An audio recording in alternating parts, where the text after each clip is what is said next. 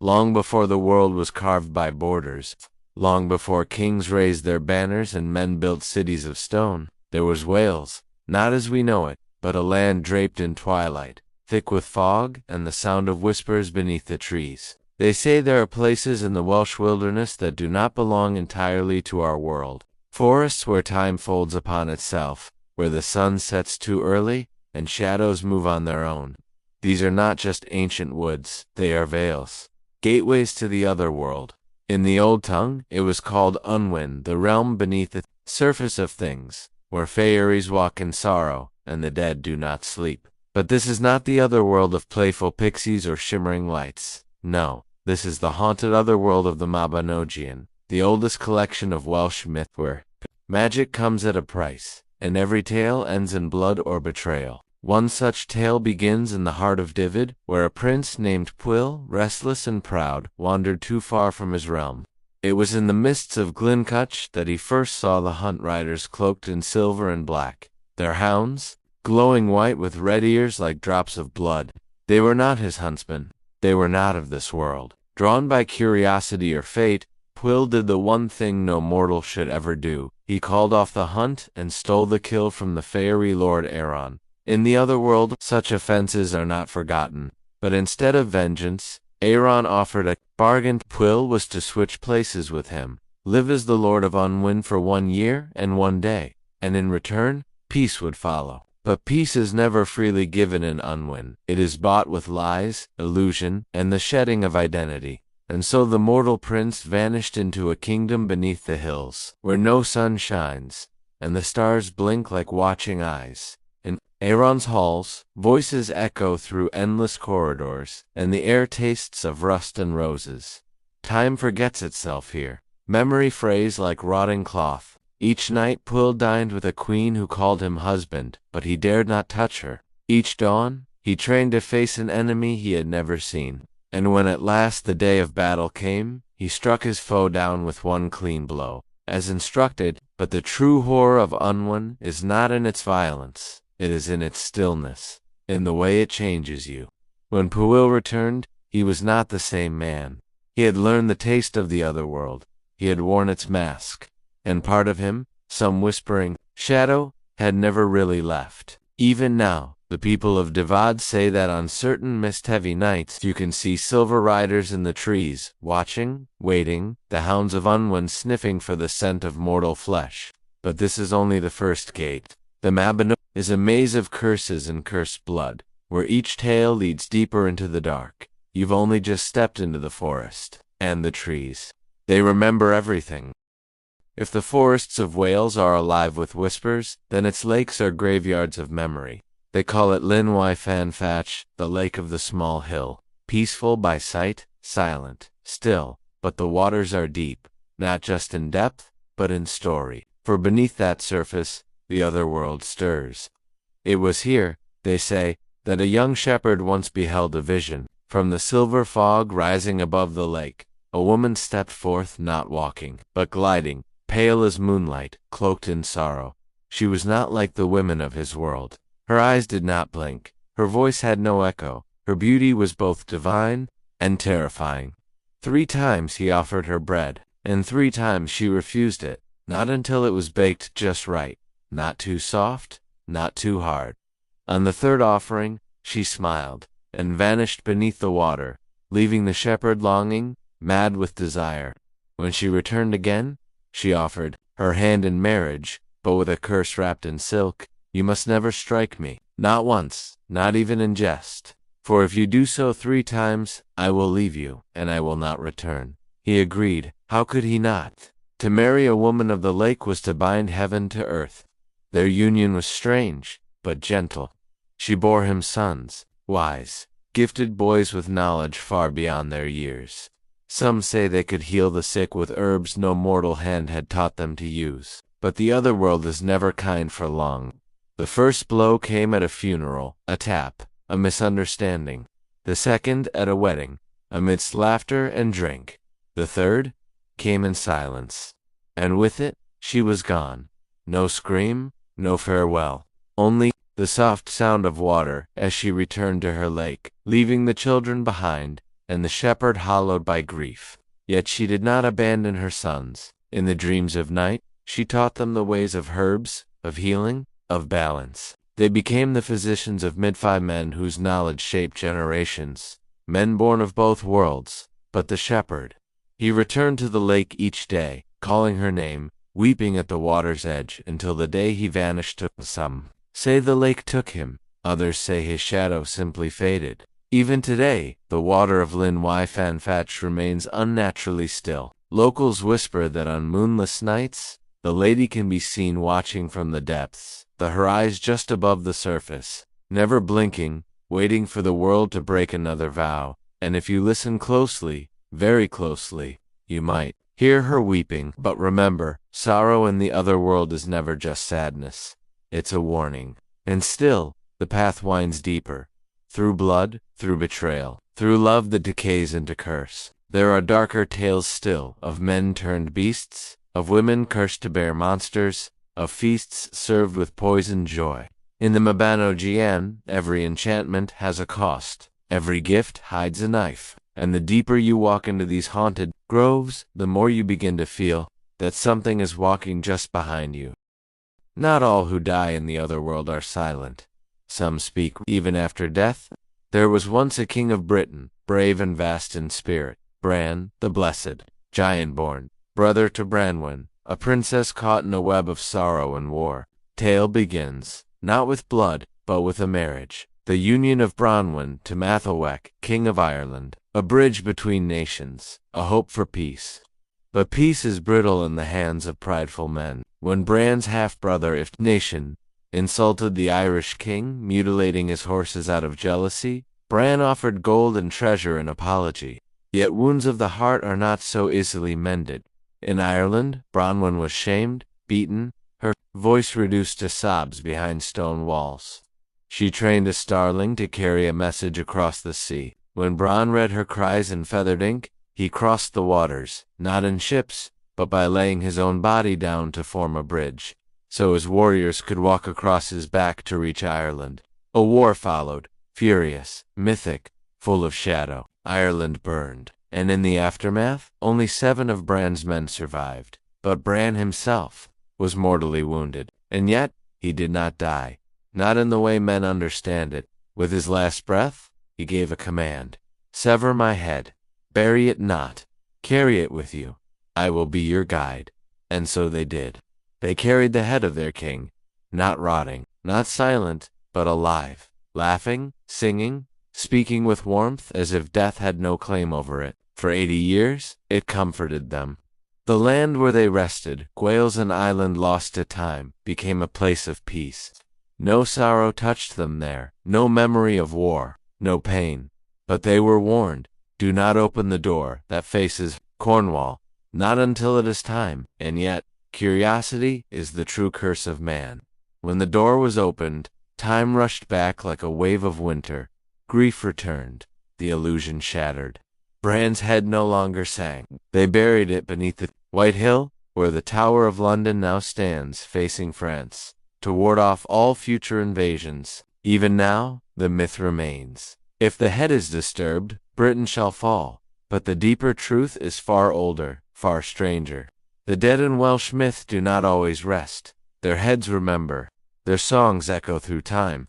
Their eyes, even without a body, see the lies we tell ourselves. The severed head is a mirror, and when you look into it too long, you start to see yourself not as you are, but as the other world sees you. Flawed, cursed, breaking beneath the surface. In the forgotten valleys of Wales, where the hills move like sleeping giants, and the trees whisper each other's names, there is a tale spoken only in hushed tones, of a man who lost his mind, and found something far more dangerous. His name was Merlin the Wild, not the wise old wizard of Arthurian legend. No, that image came later, polished by poets and kings. The true Merlin was a prophet, driven mad by the scream of war. After the Battle of Arthuried, a massacre soaked in betrayal, he wandered the forests, alone, blood-stained, eyes wide with visions no mortal should see. Some say he saw angels, weeping, others, that he spoke with demons beneath the roots. But what is certain is that he heard the trees. They told him secrets, prophecies, songs of doom. Naked and raving, he lived among the animals. He forgot the taste of bread, the sound of his own name, but in his madness, he began to speak truths, terrible truths, of kings who would fall, of cities that would drown, of a dragon sleeping beneath the earth that would one day wake and devour the world. He was feared, hunted, called beast, and blasphemer. But there were some who listened. In the Mabinogion, there are many who touched the other world, some willingly, others dragged into it by sorrow. Myrddin was both. His madness was not illness. It was initiation. The forest stripped him of his humanity, and in doing so, it revealed what the world truly is: fragile, trembling on the edge of ruin, held together by silence and shadow. Even now, there are shepherds in the north who claim to see him, a pale figure with wild eyes, muttering to the wind, vanishing between the trees. Not a ghost, not a man, something in between, and always, before disaster strikes, his voice is heard, low and ragged, whispering warnings no one wants to believe. In this tale, the forest is not haunted. The forest is the haunt, and men like Myrddin are its echo. Do you hear the leaves rustling? They are not moving because of the wind. They are listening. You have stepped far into the other world now, but the deepest roots lie ahead, where gods are punished, where time loops, and where betrayal leaves stains that never fade. Some artifacts are older than the gods themselves. Deep in the heart of the Mabinogion lies a tale of war and resurrection, not the kind sung by heroes, but the kind feared by kings. It begins with a gift, a cauldron, not for cooking, not for comfort, but for bringing the dead back to life. The cauldron of rebirth, black as the void between stars, massive, silent, and cold. It could restore the fallen, but not completely. For those it raised came back mute, empty-eyed, obedient, without soul, without memory, without mercy. A perfect army. This terrible relic was given to the Irish by Branwen's marriage, meant as a symbol of peace. But peace built on unnatural power is always a trap. And so the gift turned to curse. When war broke out between the Irish and the Britons, the cauldron became the Irish king's greatest weapon. Every soldier they lost, they simply cast into its depths, and out they came, one by one, reborn as silent killers. You could not reason with them. You could not frighten them. You could not stop them. Only one man understood what had to be done. If Nishanbrand's brother, the same man who had caused the war with his pride, now chose to end it with sacrifice, he crawled into the cauldron himself, unnoticed among the corpses, and when they pushed another dead soldier in behind him, he burst from the depths, screaming, roaring, his body burning with unnatural heat, and shattered the cauldron from within. The magic screamed, the air cracked open, and for the first time, the dead did not rise, but neither did Nishan. Some say his soul was consumed by the cauldron's hunger. Others believe it was taken into Awen, where it now feeds the cold fires that keep the other world burning. The cauldron of rebirth was never found again, or perhaps it was never lost. There are stories whispered, hidden, of ancient iron pots found in Welsh bogs, too heavy to lift, always cold to the touch. In villages long gone, people speak of children who wandered too close and began to sleepwalk, whispering in dead tongues. Even now, some say the cauldron still stirs beneath the earth, waiting for war to rise again. Because what is the other world if not a mirror of our own? And what is magic, if not the weapon we are too weak to bury? You've tasted death now, you've walked among the returned, but darker spirits lie ahead still, gods chained in human skin, lovers betrayed across generations, and beasts that wear the faces of men. Some stories don't end with death, they begin with it. Among the oldest and most tragic of the Mabinogion's tales is that of the House of Lear, a royal bloodline torn apart by betrayal, vengeance, and the cruel waves of the sea. At its heart is Branwen, sister to Bran the Blessed, and once Queen of Ireland. But this is not her story. This is the story of her son, Gwern, a child of two nations, meant to unite them, a symbol of hope, peace bound in flesh and innocence. And he was burned alive. In the midst of fragile reconciliation between Britain and Ireland, the tension shattered. A spark, perhaps political, perhaps divine, ignited suspicion. And so, in a hall meant for unity, Gwern was thrown into the fire by a vengeful uncle. The screams tore open something ancient. The feast turned into slaughter. Brothers killed brothers. Blood pooled beneath the tables, mixed with wine, and the flames danced. It was more than a massacre. It was the death of fate itself. Branwen returned to Wales with what was left of her people, broken, silent, shattered by grief. She stepped onto the shore, looked to the horizon where her son had died, and her heart caved in. They say she died of sorrow, her chest unbroken, her bones unscarred, but her soul gone. A single bird was seen circling above her body, weeping, and so the sea claimed yet another secret. But not all of Lear's children faded into history. There was Mabinogion, the survivor, the thinker, the cursed.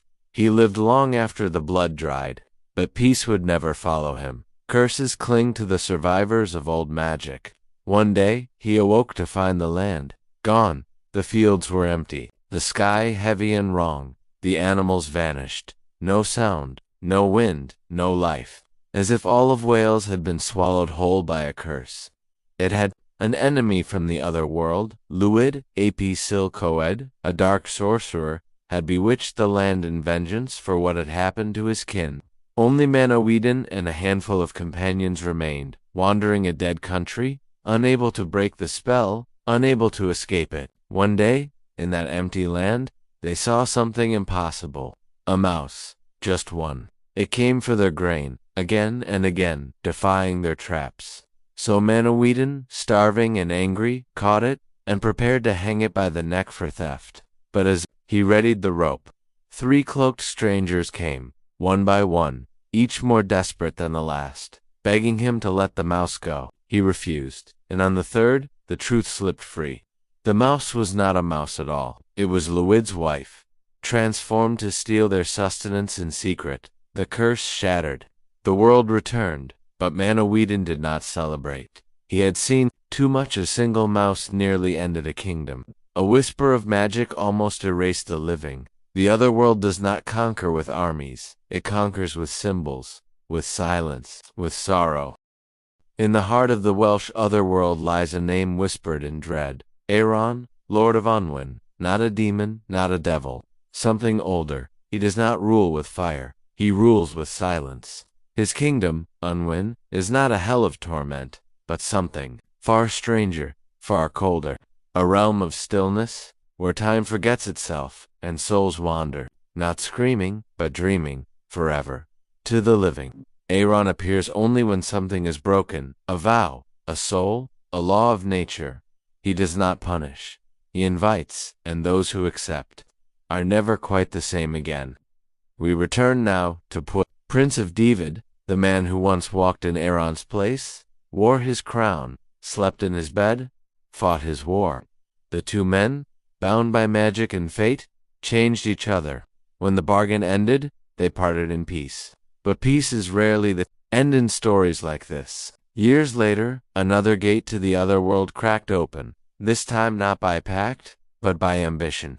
Rhiannon, Pwyll's wife, bore him a son, Faerie, but the child vanished on the night of his birth, stolen, gone, and with him, a curse began. Rhiannon was blamed, accused of murdering her own child. As punishment, she was made to sit by the castle gate, day after day, forced to tell every stranger her crime and carry them on her back like a beast of burden. She endured it in silence, but deep within the veil are unwatched. Years passed. The child was eventually found, raised by a farmer who had discovered him by chance, or so the story goes.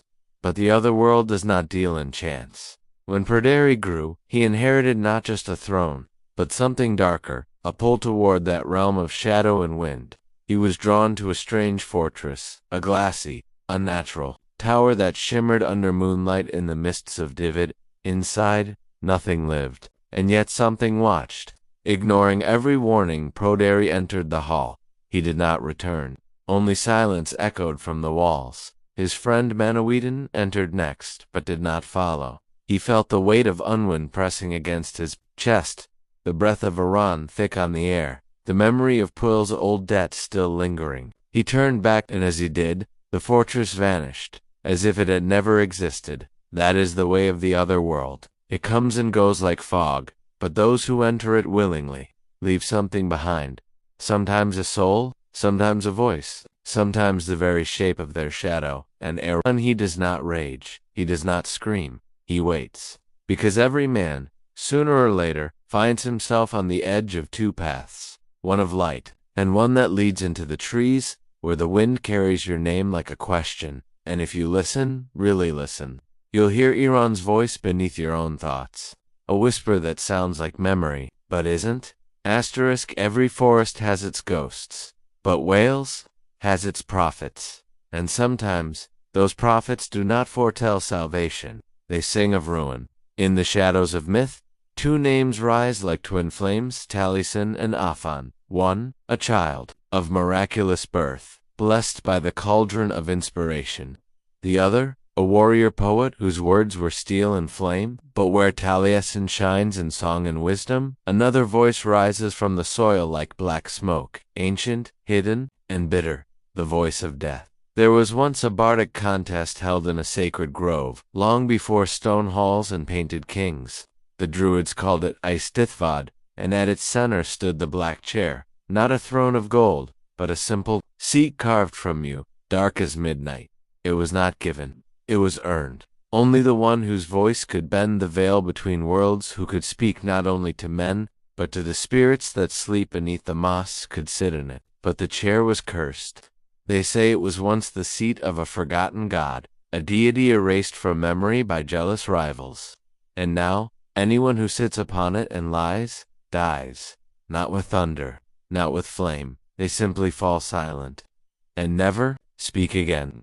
When the great bard Taliesin came before the chair, he spoke not of war or flattery. He sang of the womb of the universe, of the darkness before time, of being a drop of rain, a grain of wheat, a hawk upon the wind. He spoke with the voice of 10,000 lifetimes. And the forest listened. He took the chair, but others were not so pure. A rival bard, his name now lost, stepped forward. His voice rang loud, but his soul trembled. He borrowed stories, he mimicked rhythms, he wore the mask of wisdom, but spoke only to win. And as he finished, a shadow passed over the moon. The yew cracked and he fell forward, his eyes wide, mouth open, but no sound ever escaped his lips again. Not then, not ever. The Druids did not weep. They simply turned their heads and whispered, "The chair has chosen." But Taliesin knew the truth. The black chair was not testing talent, it was testing truth. And in the Mabinogion, truth is a dangerous thing. It can wake ancient powers, it can unbind fate, and it can kill. Taliesin lived on, but his path would not be easy. For when you speak to the spirits, they do not forget your voice. Some follow you, some envy you, some wait in your shadow, longing for the moment you speak a word that does not belong. And when you do, they will drag you from the light back into the chair, to finish what was never meant to begin. There are places in Wales where the ground feels too soft, as if it's hiding something, and sometimes it is. They call them hollow hills, grassy mounds scattered across the land, untouched for centuries, almost forgotten. But the old ones remember, these are not hills, they are doors. In the Mabinogion, such a door opens not with a key, but with music. A song played in the right place, at the right time, when the veil between worlds thins like stretched silk. That's how the tale of the three noble survivors begins. Once, there was a warrior named Elfyn ap Gwydno, a foster father of Taliesin, and a man bound by fate to the Fae. One day, while hunting in the hills of Ceridwen, his hounds vanished into the mist. When he followed, he found them at the entrance of a cave, breathing heavy, trembling, refusing to enter. Elfyn stepped forward, and the earth swallowed him whole. He awoke in a hall of gold, not shining, but muted, like ancient treasure buried too long. The air was thick with rose and rot, and at the center a banquet, strange meats, jeweled goblets, fruit that shimmered in impossible colors. At the head of the table sat figures too beautiful, too still. They welcomed him without words, and he sat, he ate, he drank, and for a time it felt like hours or years. He forgot his name, his pain, the weight of the world above. It faded. All that remained was the feast, the laughter, the soft music that never seemed to end. But one of his men who had waited above grew desperate. He called for druids, for singers, for those who still remembered the old ways. Together, they sang the name of Elfin into the earth, a chant older than scripture, louder than death. And below, in the Phi Hall, Elfin froze. He remembered. The feast stopped. The figures turned to him, their faces suddenly long, their smiles stretching too wide. One of them, neither male nor female, whispered, "You should not have remembered." Elfin fled. The path twisted behind him. The gold crumbled into ash. The air thickened. His breath came shallow, but still, he ran. When he burst from the hill, it was not morning, it was centuries later. Everyone he knew was gone, but the other world had let him go. Why? Because sometimes, it doesn't need to trap you forever. Sometimes, it only needs to take a piece of you, the part you need most. Elfin never laughed again, never sang. His words came slower, like something else was always speaking over his shoulder. He became a ghost in his own time, and the hollow hill, it closed behind him. But on certain nights, when the wind changes direction, and the air tastes of copper and roses, you can still hear the music rising from beneath the ground, soft, inviting, hungry, and if you follow it, just for a moment, you might find the door again. Not all heroes in myth are noble, and not all villains are easy to hate. Gwydion, AP, Dun, magician, trickster, architect of enchantments, was both the weaver of fate and the one who tangled it. He was born of stars and silence, trained in the arts of illusion, transformation, and war. It was Gwydion who shaped blood from flowers. It was Gwydion who taught men to bend the laws of nature. And it was Gwydion who lied, tricked, and stole his way into legend. But every spell has a cost, and his would come in the form of blood. It began with desire for land, for power, for glory. When his kin, Math the Ancient, king of Gwynedd, ruled that no war should be waged without cause, Gwydion created one. He stole a herd of magical pigs from the south, the pigs of Awen, creatures not meant for this world. He disguised his men, used illusions to cloud judgment, and spun a tale so convincing that Math was drawn into war. But war brings death, and death awakens judgment. In that conflict, Gwydion's own nephew, the gentle, innocent Gylfathwy, was dragged into horror. Under Gwydion's manipulation, Gylfathwy violated Awen, the virgin footholder of King Math, a sacred role, bound by ritual and purity. It was not just a crime against a woman, it was a crime against magic itself, and Math cursed them both. He transformed Gwydion and Gylfathwy into beasts. First, stags driven into the forest, forced to mate and birth offspring in forms not their own. Then boars, then wolves. Each year their shape changed. Each year they lost more of their humanity. Each year they were forced to raise the children born of their punishment. Gwydion, proud, clever, untouchable, was made low, made wild, made silent. And yet, the forest did not hate him. It watched. It remembered, because even in punishment, Gwydion learned. He did not break. He adapted. When at last he returned, ragged and hollow-eyed, he was forgiven not because he repented, but because Math needed him. The world still required a sorcerer willing to do what others feared. But Gwydion never cast another spell without tasting the forest in his mouth. Moss, fur, blood, and bone. He had become part of the wild, and it had become part of him. Now some say his ghost still walks the hills at twilight, not angry, not sad, but searching, always searching, for redemption, for power, or perhaps for the piece of himself he left behind in the shape of a stag. If you see him, you'll know. He walks alone, wrapped in smoke, and his shadow moves differently than his body. Because once you wear the skin of a beast, you never take it off completely. Before Merlin, before Arthur, before kings and swords and battles written in stone, there was a child who knew everything. His name was Taliesin's Shining Brow, the greatest bard Wales ever knew. But he was not born like other men, he was cooked. It began with a woman, Ceridwen, a sorceress of terrible knowledge. She had 2 children, one, a daughter of light, the other a son twisted in form and mind, Morfrin, dark and monstrous.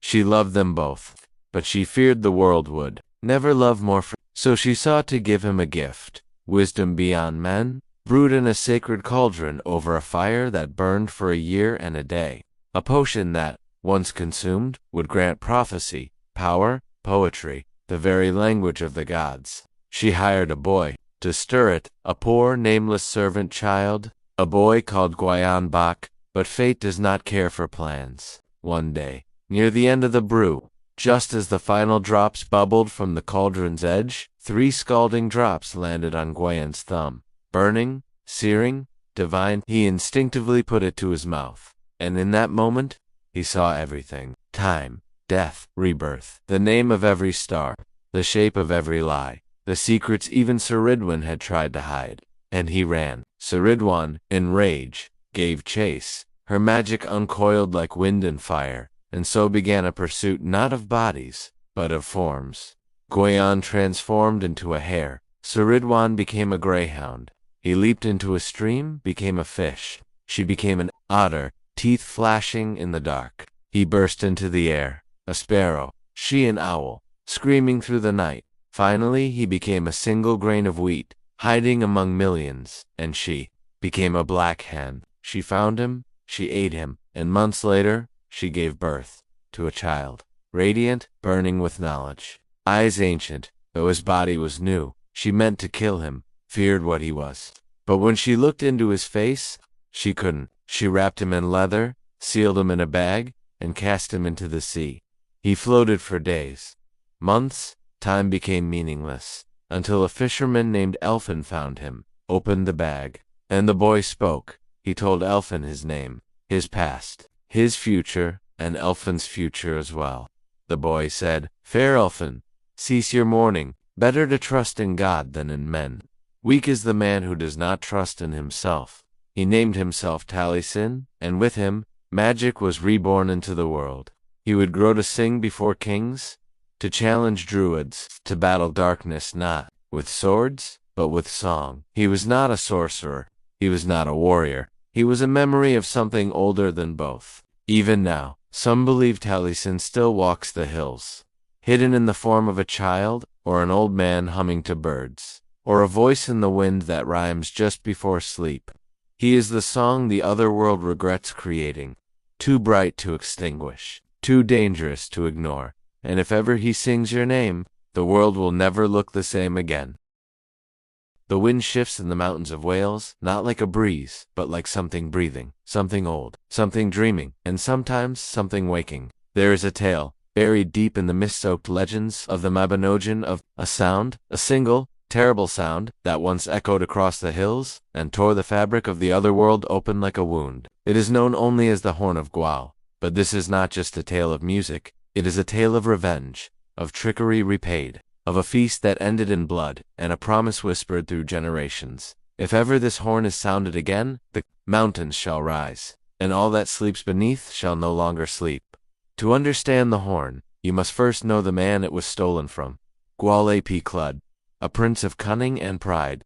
He once sought the hand of the radiant Rhiannon, the same woman who would later marry Pwyll and give birth to Pred. But this was before that, when Rhiannon was still wild, still fight-hutched, still riding a white mare that no man could catch. Gwawl saw her, wanted her, claimed her, but Rhiannon did not want to be claimed. She turned to Pwyll, a mortal prince with more courage than wisdom, and together they devised a plan, a cruel plan, a perfect trap. They invited Gwawl to a feast. They fed him, praised him, made him drunk on wine and flattery. Then Pwyll approached in disguise, carrying a magical bag. He asked for a favor. "Let me place food in this bag until it is full." Gwawl laughed, agreed, but the bag would never fill because it was enchanted, a trick, a snare. And when Gwawl leaned inside to see what was wrong, Pwyll and his men shoved him in, bound the bag tight, and beat him senseless in front of his court. Humiliated, bleeding, and powerless, Gwawl was forced to swear never to seek revenge or be killed. He agreed. He was released. But in the hills of Wales, words echo differently. They don't vanish. They ferment, and the anger of Gwawl fermented into legend. No one saw him again, no body was buried, no grave was marked. But on storm-heavy nights, shepherds spoke of a horn's low call echoing from within hollow stones, a sound like metal grinding against bone. And in the shadow of ancient cairns, some swore they saw something moving, tall, limping, wrapped in rags of time, centuries past. The story was half forgotten, until the digging began. A farmer in Bryn Cadri Faerie, a windswept hill near Harlech, was clearing stones for a new sheep path. His spade struck something that rang like iron, not a rock, not a coffin, but a case, covered in ancient symbols no one could read. Inside was a horn, black as ravens, rimmed in gold, humming with a sound that wasn't sound. Those who touched it said their fingers went numb. Those who looked at it too long claimed to hear whispering, in a language they'd never learned, but somehow understood. The farmer sold it to a collector. The collector displayed it in a private gallery, and then it vanished. No break-in, no sign of theft, just gone. But the land remembered. That year the hills groaned. Landslides began with no cause. Cattle turned wild, staring at the mountains as if something behind the stone was breathing. Birds flew in spirals. Dogs refused to enter certain fields. One night, a group of hikers camped near the summit of Cadair Idris, the legendary chair of Idris said to be a seat of giants and poets. They heard something around 3 a.m., not wind, not thunder. A horn, 3 blasts, slow, distant, wrong. They thought it was a prank until the ground began to tremble. Not like an earthquake, but like something unfolding beneath them. One hiker, a woman named Sian Ellis, saw a shape rising from a fissure in the rock, not quite a man, not quite a beast. It was too large to be human, but moved like one. She never described the face, only its eyes. They weren't glowing. They were remembering. She never spoke again, and still. The horn was not found, because it was never meant to be kept. It was meant to call. Call what? The tales speak of the old ones, not gods, not demons, but giants who were buried, alive beneath the hills when the worlds were young, not killed, only sealed. Creatures who could not die, but only be forgotten. Some say they were the first kings. Others say they were the first mistake, and Gwal he was not their king. He was their herald. His shame chained him beneath a mountain, but the horn, that was his voice. And if it is sounded once more, fully, clearly, by one who bears his blood or his pain, the giants will rise, not to conquer, not to build, but to erase, to end the spell of time, to return the world to what it was before men, before law, before language. Just stone, and wind, and silence now. The horn is still out there, somewhere in a vault, in a cave, or maybe in the hands of someone who doesn't understand what they carry. But when it sounds again, and it will, the hills will open. And the old names, the ones buried under centuries of dust, will walk again, barefoot, crowned in mist, dragging the sky down behind them. You'll know it's begun when the birds stop flying, because birds know what men forget. Some things should never be woken. There is a mountain in Wales called Cadair Idris, the chair of Idris, and they say that if you sleep upon its summit, you will wake either mad or a poet. But no one ever speaks of the third fate, the one older than legend whispered, only in dreams and forest silence. The fate of not waking at all, because beneath that mountain, deeper than stone, deeper than time, lies a presence, a pulse, a breath held in the belly of the land, not a tomb, not a grave, but a bed. And in that bed sleeps a king. Not a metaphor, not a myth. A king made of flesh, bone, and memory. A king who waits. His name is Bran. Bran the Blessed. Bran, the giant Bran the Bridge. Long before Arthur, long before Merlin, Bran was the shield of the land, the voice of war, and the hand of peace. He was not born of mortals. He was not bound by them either. They say he stood taller than towers, that his footsteps cracked valleys into the earth, that his laughter echoed like thunder, and his sorrow could drown a city. But even giants fall. In the Mabinogion, Bran leads his people to war across the sea.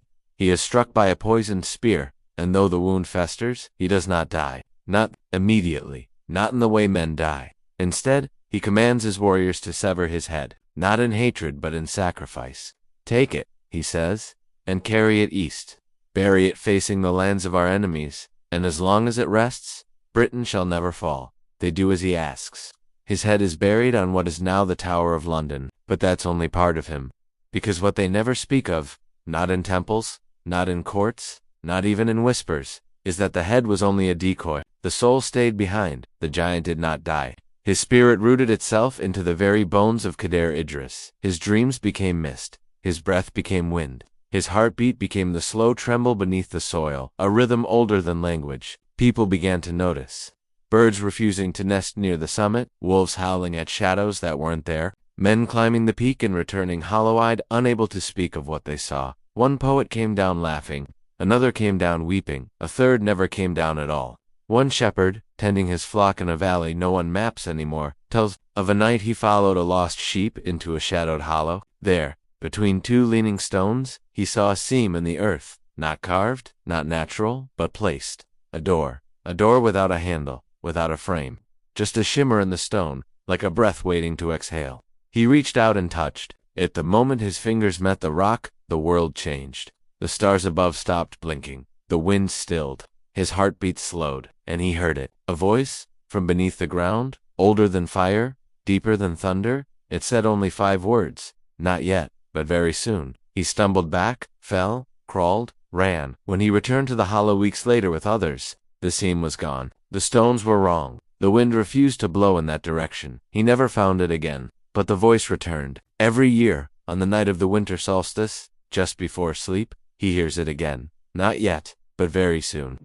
There are stories, not written, not recorded, but carried by root and river, that Bran's dreams shape the world. When he dreams of sorrow, storms rise. When he dreams of joy, harvests bloom. But if he ever dreams of war, the sky will split. Because Bran is not asleep the way men sleep. He is waiting the way mountains wait, patient, unmoving, but aware. And some believe he is beginning to stir. In the last decade, strange things have been reported near Cadair Idris. Tremors too small to be earthquakes. Sudden mists that cannot be tracked. Flocks of birds abandoning the area for no reason. And always, the sound low, almost like a drum, but no drum, more like a breath under the earth. Slow, unstoppable. There are those who want to wake him. People who seek power without understanding its cost. Some say secret societies have already begun chanting the old names in caves by moonlight, that they are trying to reach him, trying to break the seal. But they do not understand. Bran is not a king. He is not a man. He is a boundary. A wall between what is and what must never be again. His waking is not a blessing. It is a reckoning. If he opens his eyes, it will not be to speak. It will be to act. And when he stands, the world will bend. The rivers will forget their names. The sky will change its color. Time will fracture, and those who once sang of God's will remember why they were afraid of giants. They say the only thing that keeps Bran asleep is the silence of the land, but now the silence is breaking. The forests are burning, the oceans are choking, the sky is growing thin. And deep beneath Cadair Idris, the king shifts in his sleep. Not yet, but very soon. There is still time, but not much, because when he rises, it will not be to save. It will not be to rule. It will be to remind the earth what it once feared, and once he wakes, he will never sleep again. Not all things in the other world have names. Some are too old, too forgotten, or too dangerous to be called, but they still exist. They move between the folds of time, like smoke through keyholes. They do not live. They do not die. They only watch. And when the veil between worlds weakens, they slip through. Not in armies, not in storms, but as one. As a shadow. There is a tale, so old it never found paper, only breath. Passed from shepherd to daughter, bard to child, a tale of the nameless one, a figure that walks only when no one is watching, that leaves no tracks but always arrives.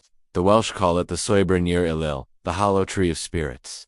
But the tree is not the danger, it is only the door. Long ago, before kings built forts, before druids carved stone with spells, there was a forest so thick it had no edge. The light could not enter it. The birds would not sing in it. And at its center stood a tree, blackened not by fire but by sorrow. It did not grow, it did not die. It stood still, waiting, always hollow. One day, a hunter wandered too far, chasing a wounded stag. His dogs vanished into the mist. The trees grew closer behind him, like ribs of some vast buried beast. And then he saw it. The tree, tall, silent, hollow. Something about it pulled at him, like memory or guilt. He stepped closer, and as he did, the world grew quiet, not peaceful, heavy, as if something were holding its breath. The hunter heard a sound, a whisper from inside the trunk, not made with lips or tongue, just a breath, shaped into thought. It said, "I see you." The hunter fled. He never returned to the woods, but each night after, he saw it in dreams, not the tree, but what stood beside it, a shape without shape, a shadow that moved like a man but flickered like flame.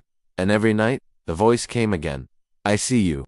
He began to lose time. Wake in places he didn't remember walking to. His dogs refused to go near him. His children cried when he entered the room. He stopped speaking, he stopped sleeping, until one morning, he was found standing in the center of his field, barefoot, eyes wide open, mouth filled with dirt. His heart had stopped, but his lips were still moving. One word, over and over again, hollow. They say the shadow from the hollow tree still walks. It does not touch. It does not speak. It only watches. But those it watches begin to change. Not quickly, quietly. They forget their names. They forget what matters. They begin to dream of empty rooms and open doors that lead nowhere. And then one day, they vanish. No struggle, no trace. Only a single black leaf where they last stood. And the tree grows darker. There are places in Wales where no birds sing, no insects crawl, and no plants grow. Locals call them the quiet patches. Scientists say it's soil composition. The old ones know better. Those are the footprints of the shadow. Markings of where it paused, where it looked. It has no motive, no face, only purpose. And that purpose is hunger, not for flesh, not for blood, but for presence. It eats the memory of you, the idea of you, until even your name forgets itself. That is why it has no name, because no name has survived long enough to stay with it. Some believe it comes from Awen, the Welsh Otherworld. Others say it was born in the space between breaths the moment the first lie was told, that it is not a being, but the echo of betrayal, bound to wander until someone names it with truth. But no one has dared, because if you name it, it sees you fully, and once it sees you, it follows. In the village of Faerie, there is a stone well sealed with 7 iron plates. No one draws from it, no one speaks of it, but an old woman once whispered that the well was built over the last place the shadow passed through, that beneath the plates, in the darkness, the water doesn't reflect your face. It shows something else, a shape behind you, watching, waiting, for you to turn, and if you do, you don't scream. You just disappear. They say on certain nights, when the mist lies low and the stars seem too far away, you can see the outline of the tree in places it doesn't belong, in fields, in bedrooms, in mirrors, and standing beside it, still as stone, is the figure. No eyes, no mouth, but somehow, always smiling. In the 1800s, a Welsh priest recorded a string of disappearances in the mountain village of Ysbyddi I fen 6 children. For men, no signs of struggle. Just the same symbol carved into their doorframes, a hollow circle with a line through it, like an eye closing. The priest found it one morning above his own bed, burned into the wood. That night, he vanished. His journal was found open to one line. It watches us from the edge of the story. Some bards believe the shadow is growing stronger, but as more people forget the old names, more room is made for the nameless ones to return. And when they do, it will not be with fire or storm, it will be with silence. And silence cannot be stopped. It creeps, it waits, it unthreads the world, from within. If you ever feel like you're being watched but see nothing, don't speak, don't run, don't look for it, because it's already behind you, and if you acknowledge it, it becomes real. Some myths scream. This one waits, and its waiting is almost over. There is a lake in Snowdonia that appears on no modern maps, a dark mirror hidden between ridges of gray stone, where the sky never fully opens and the trees seem older than the land itself. The locals call it Llyn Ddu, the Black Lake, but no one visits it, no one speaks of it when the sun goes down, and even the sheep refuse to graze near its banks.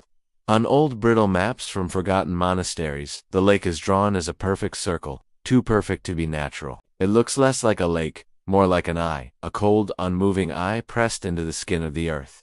And like any eye, it sees. But what it sees, it keeps to itself. Some say the lake has no bottom. Divers have gone in, none have touched stone. One returned, but only for a moment. He was found drifting ashore, mouth wide open, skin pale as bone, eyes gone entirely black. He lived only long enough to whisper a single phrase, "It's not water." Then he was still. The villagers say the lake does not collect rain, that what fills it is older than rain, older than rivers, that it was not formed by glaciers or erosion, but by something that fell, not a meteor, not a star, a wound in the fabric of the world, ripped open when a piece of the other world slipped through. It did not close. It merely scabbed over with shadow. In that place, nothing grows. Birds avoid it. Insects vanish. No reflection stays true on its surface. People who look into it too long report seeing themselves differently. Not older, not younger, but wrong. As if their reflection belonged to someone who never existed. Or someone who hasn't yet. There used to be a village nearby. A tiny place called Morwenus, long since vanished. Its people were caretakers, not settlers. For generations they guarded the lake, not to protect it from the world, but to protect the world from it. Every elder passed down one rule: never speak your name within sight of the water. Names have weight here, they said. Names wake things. One winter, a child broke the rule, laughed her own name into the stillness. That night, the snow melted around her home in a perfect ring, and the lake rose higher than it had in centuries. The next morning, her footprints led from her door to the water's edge, and then nothing. No struggle, no cry. Just a silence too deep to measure. Her name was never spoken again. Some stories claim the lake is a portal, others that it's a prison. But none can agree on what it holds.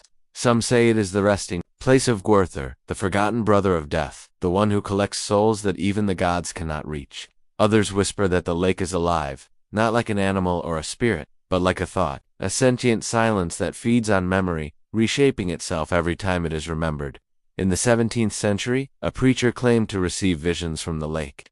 He said he saw a library beneath it, full of books that wrote themselves in real time, chronicling not what had happened, but what would. He tried to transcribe them. He filled 6 volumes with trembling hands before he vanished one morning, his study door locked from the inside, windows sealed, and a single wet footprint on the ceiling. His final entry read, "The lake dreams us. Travelers who camp nearby sometimes report hearing whispers, not in the ears, but in the skull, as if their own thoughts are no longer private." One hiker said he awoke in the night to find his boots neatly placed at the water's edge, though he hadn't moved them.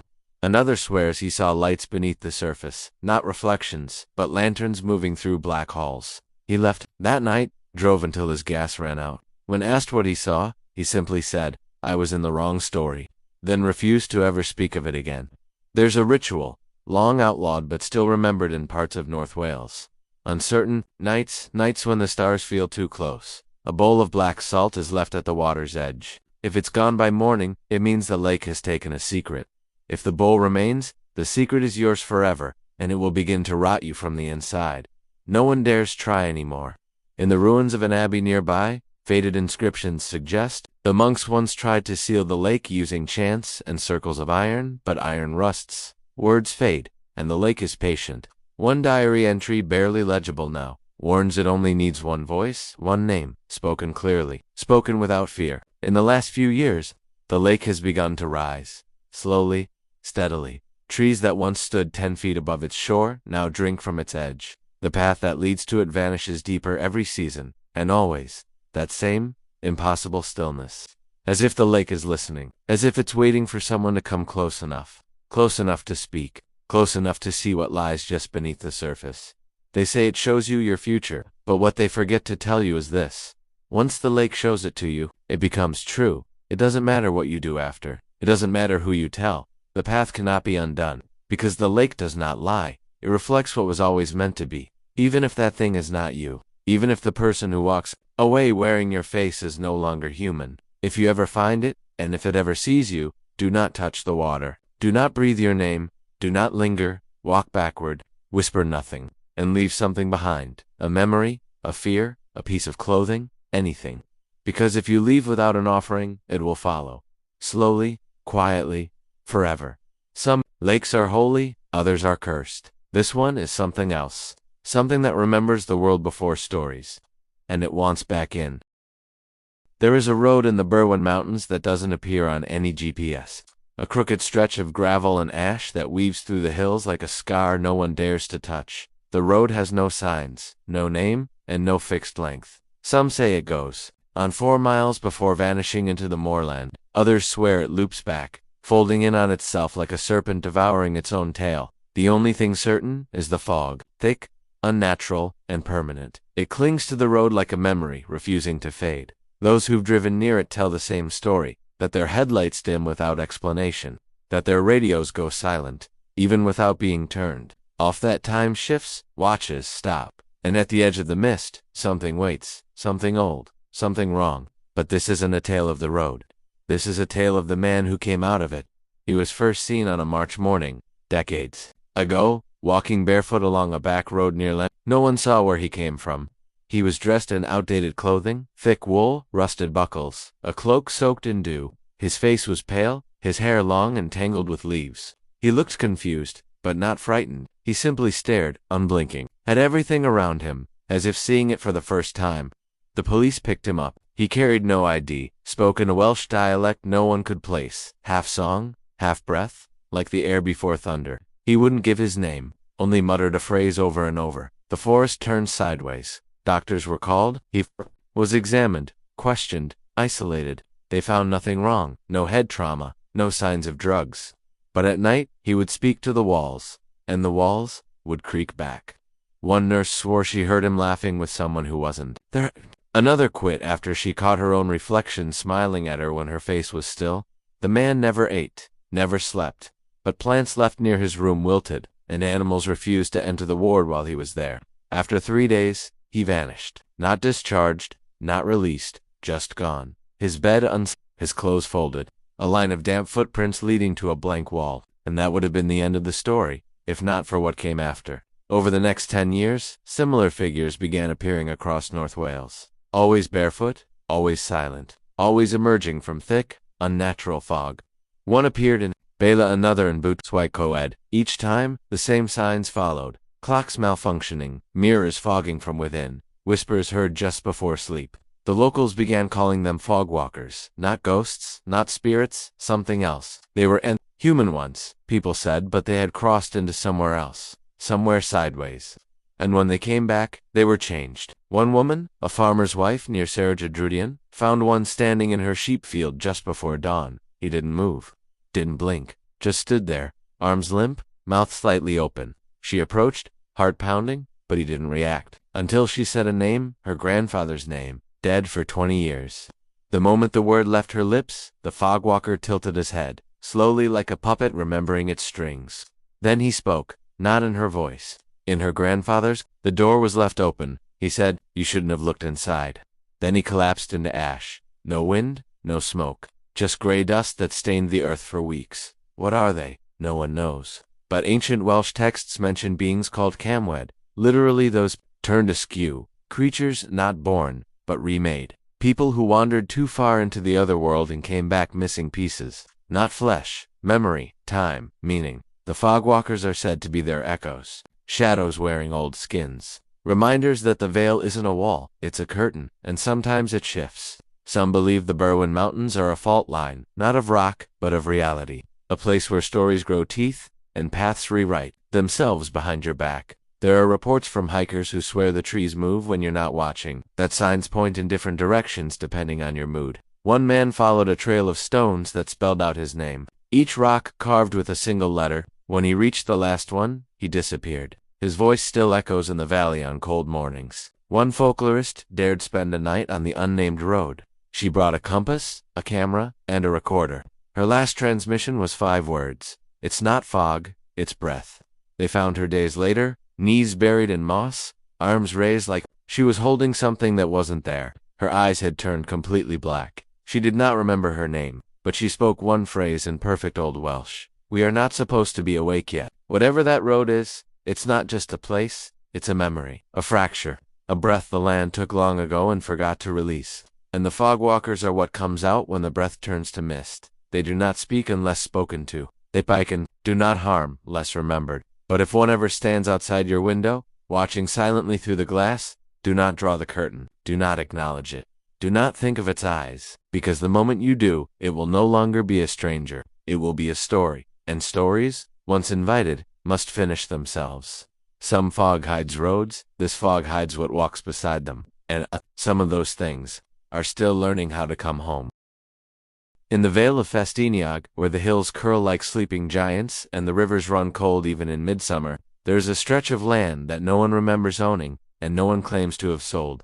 A place that appears utterly a field, a line of trees, a bend in the road, but every few years, someone swears there's a house there. A house that wasn't there the day before, always in the same spot, always gray, always watching. It's never seen being built, never heard, no sound of hammer or nail, no scent of paint or timber. It just appears, fully formed, as if it had always been there. The windows are shut, the curtains unmoving, the chimney cold, but the door is always ajar, always. The people who see it say it looks tired, not abandoned tired, as if it spent centuries carrying something it was never meant to hold. Most turn away, cross the road, pretend they saw nothing, but a few go inside, and they don't always come back. The house has no official address, no post ever arrives, no records list it, but the land remembers. The old maps mark the patch of soil with a symbol that doesn't belong to any cartographer: spiral, with 4 notches etched into the parchment in faded red ink. When asked, the elders in the village shake their heads. Some cross themselves, some mutter prayers. One old man said, "That's where the world thins." He didn't say more. He died that night. Face turned to the hills, eyes open. The first known visitor was a boy named Idris in 1911. He was 8, said he saw lights through the fog and followed them into the field. He returned 3 days later with hair gone silver and a voice that didn't match his age. When asked what he saw, he said, "The house is full of faces, but none have mouths." His parents kept him indoors for the rest of his life. He never spoke again. The second was a soldier on leave in 1944. He was staying with cousins nearby, recovering from injuries sustained in Normandy. One evening, while walking to clear his mind, he vanished. His footprints led to the front door of the house, clear as day. But the door was closed when they found it. Locked, when they broke in, there was nothing inside. No furniture, no floorboards. Just dirt. And at the very center, one boot, upright, filled with red ash. The house vanished the next day. It always does, but each time it returns, it looks older. Not like a ruin, but like something that has seen too much. The wood seems darker, the angles less straight, as if it's decaying inward, folding under the weight of whatever dwells inside. Some say it's not a house at all, but a skin, a shape the otherworld wears when it wants to learn what fear tastes like in human mouths. In 1978, a hiker named Bethan Ellis saw the house during a thunderstorm. She sought shelter. Her journal was later found in a drift of brambles half a mile away. The pages were soaked, but one entry survived. It read, "There are stairs that go down and down and down and never reach anything. Just breathing, not mine, not human." Her body was never recovered, but a year later, her voice was recorded on a cassette left at the door of the local chapel. The voice said, "I left through the wrong door. I came out somewhere older." A paranormal researcher once tried to spend the night inside. He brought equipment, cameras, EMF detectors, a satellite phone. For the first hour, all was quiet. Then the clocks stopped. Then the walls began to pulse, not vibrate. Pulse. Like a heart. He described hearing laughter, but distant, underwater. Not joyful. Curious. At precisely 2:13 a.m., all his devices went black. His final recording, recovered from a melted SD card, contains just one sentence. "It wants to know what we regret." Some say the house chooses its visitors, that it appears to those carrying unspoken shame, unfinished guilt, forgotten promises, that it smells these things like blood in the wind. And once it knows your sorrow, it uses it against you. Shows you rooms built from memory, halls shaped like choices you never made, doors you should have opened, ones you should have left closed. There's a theory among old Welsh witches that the house is a node, a pulse point in the skin of the world where everything thin and hungry gathers. Not demons, not ghosts, just stories that got lost. Emotions too strong to die. Regrets too loud to be buried. And the house. The house is how they return. One witness, a young girl, no older than 10, claimed she saw the house appear during sunset. She said the walls were made of fog, and behind the windows were people made of feathers and teeth. Her mother insisted she was dreaming, but that same night, the mother began sleepwalking. She walked into the woods, barefoot, muttering an old Welsh lullaby about locked doors and stolen names. When she woke up the next morning, her feet were clean. But a key was found under her pillow, rusted, heavy, ancient. It didn't fit any door in her house, but it opened the chapel. Since then, whenever the house returns, the sky above it dims, slightly, just enough to be noticed. Birds stop flying. Dogs grow restless. Children dream of staircases filled with whispering fog. And every time, someone disappears. Sometimes for a night. Sometimes forever. And those who come back never speak the same way again. Their words feel misplaced. Like borrowed thoughts, like echoes of someone else's nightmare. The house always leaves eventually, fades, vanishes, sometimes overnight, sometimes mid a blink, and it's gone. Only the grass remembers the way it won't grow right for years after, the way the soil feels colder, as if something underneath is still listening. So if you ever see it standing silent in the mist, waiting, do not approach, do not knock, do not look too long through the crack of the door. And above all, do not enter with your name still in your mouth, because if you do, the house will remember it. And once it remembers you, it never forgets. Some houses are built. This one was born, and it's still growing. In the valley where names fade, there is a valley in Carmarthenshire that doesn't show up on satellite images, not because it's hidden, but because it forgets to be seen. Those who pass through it never realize they've done so. Maps show a flat stretch of land, but anyone who's truly stepped into that place knows the ground dips slightly, like the earth itself is bowing to something buried beneath. There are no signs, No homes, not even birdsong, just silence that weighs like fog on the back of the neck, and at the center of that silence is a circle of stones. Not megaliths, nothing grand, just waist-high slabs arranged in a spiral, cracked and overgrown, as if they were never meant to be found. No one built them. No one remembers placing them, but they've been there longer than memory, longer than Wales. The locals call it the nameless hollow, not because the valley has no name, but because it steals yours. Those who linger too long begin to feel light, like their thoughts are slipping through their fingers.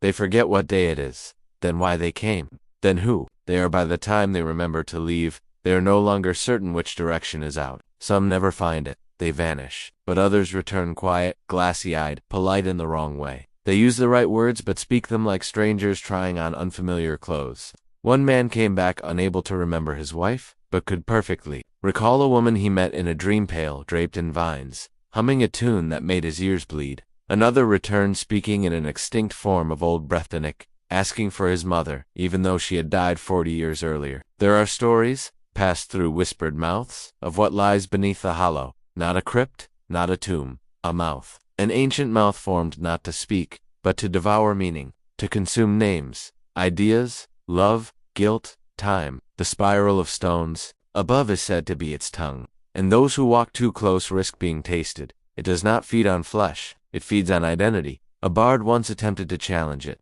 He was old, blind, fearless. He carved a poem into his own skin verses in sacred Welsh script that contained every name he had ever known. He believed if he remembered enough it could not take him. He entered the hollow singing. His voice rang through the hills. Then it stopped. They found his body the next day, curled inside the spiral, not dead but blank, breathing, blinking. But when asked his name, he wept and said, "There are no mirrors where I've been." He lived 20 more years, but never again spoke a word. The hollow is still there, waiting, breathing, watching with a patience only ancient things understand. It doesn't call people. It allows them to find it if their souls are already hollowing out. Grief pulls people toward it. Regret guides their feet. Forgotten promises act as compasses. There is a theory that all who vanish in the fog, all who hear voices in the lakes, or walk too far down the wrong path, eventually end up in the nameless hollow.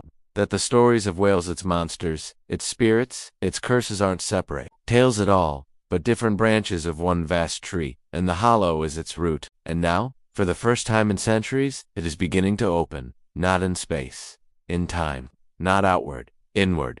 Reports are rising of dreams shared between strangers, of names appearing in ash on bedroom floors, of spirals drawn by children who've never been taught them. One girl spoke a name no one had heard in thousands of years, and when she did, a landslide swallowed an entire hillside farm. A sheepdog was found staring at a well, unmoving, for 3 days.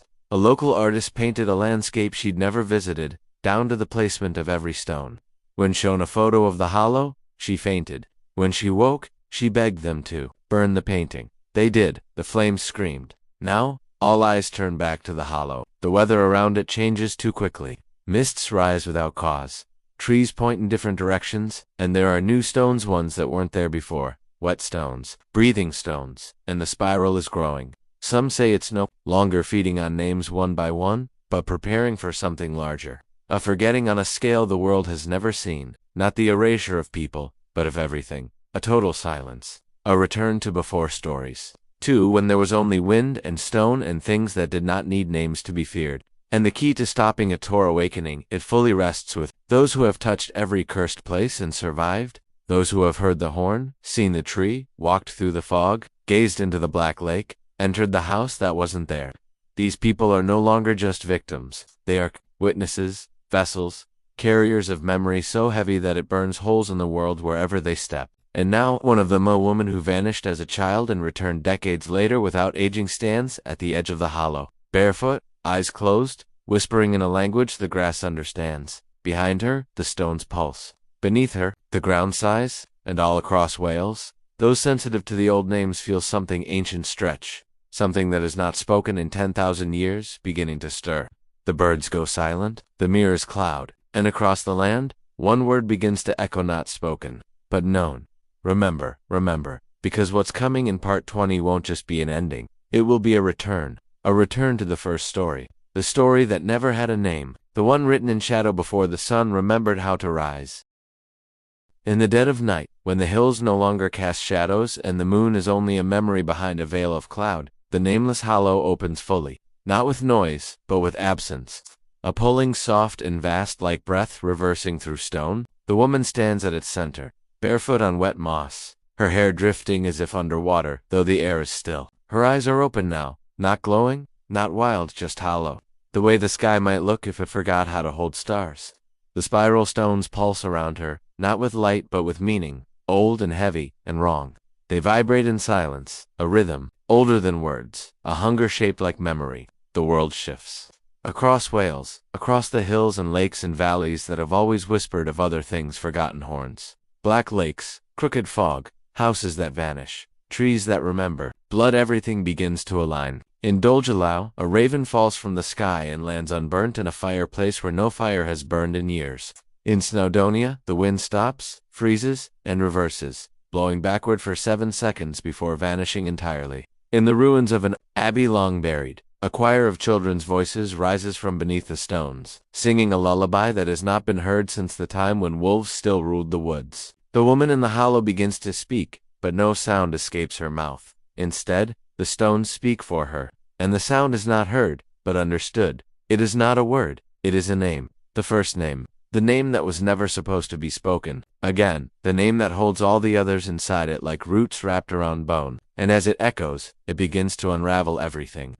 Roads that once led forward now loop back on themselves. Memories held in love and grief dissolve into static. Photographs fade in real time, faces smearing into fog. Names vanish from gravestones. Letters fall from books. Language collapses. The hollow does not roar or burn or consume. It rewrites, gently, carefully, like a mother erasing a nightmare from a child's mind while they sleep. But the world remembers just enough to know it's being forgotten. And in that moment, the ones who have seen, who have heard, who have survived the cursed places feel a pain like nails driven into the spine of time. They wake in cold sweats, whispering words that no longer exist. They see visions. The horn of Gwal, black and gold, suspended in the air above the lake, vibrating with a tone that cannot be silenced. The house that wasn't there flickering in and out of sight like a heartbeat on the edge of death. The fogwalkers gathering on mountaintops, staring up at the stars as if waiting for them to fall. And beneath all of it, beneath the valley and the stones and the stories, something vast and old and unfinished stretches, like a god turning in its grave. But then, something happens that even the hollow does not expect. The woman pauses, she lowers her hands. The stones falter. For a breath just, one, nothing moves, because she remembers. Not everything, not her name, but one memory, so small, so human, that it burns hotter than anything the hollow has ever consumed. A lullaby, her mother's voice. A string tied around her wrist when she was a child to keep her from wandering too far into the woods. A smile she gave a stranger once, for no reason at all. That single spark, a human thing, a small thing, a quiet, undescribed, unstoried think, rhythm. The hollow hesitates. The name begins to break, not with fire, with doubt, because the hollow, for all its power, for all its age, does not understand what it cannot devour. It knows rage, sorrow, pain, even love twisted into obsession, but it does not understand kindness with no purpose, hope with no outcome, memory that exists just because it does. The spiral stones tremble. One splits, then another. The air thickens. The name begins to fade, not because it is defeated, but because it is questioned, and that is enough. Across Wales, the stories begin to close. The lake grows still, the fog lifts, the black tree stops weeping, the house seals its door and disappears. The mirror is clear. The horn of Gwal shatters in a burst of silent gold, scattering into dust that turns to wind. The fogwalkers kneel, not in worship, in rest. The hollow at last begins to collapse inward, not like a cavern, like an old book closing for the final time. The woman watches, her feet sink slightly into the moss. The air grows warmer, the stars return, and as the final echo of the first name disappears into the soil, something new happens, something that has not happened since the other world last touched the skin of this one. The hollow says a word, not in anger, not in hunger, in gratitude. Thank you. The woman does not answer. She closes her eyes, breathes, then begins to walk, slowly, barefoot, away from the spiral. Behind her, the stones sink into the earth like teeth returning to a sleeping jaw. The grass grows, the birds begin to sing, and far away, in the oldest forests and the youngest streams, The stories sigh. They are not gone, they never will be, but they are sleeping again, for now. And in the silence that follows, the world remembers what it means to forget and what it means to choose what we remember, because not all names should be carried, not all stories should be told, but some must be so they are not repeated. So we learn, so we endure. The hollow remains, but its hunger is quiet.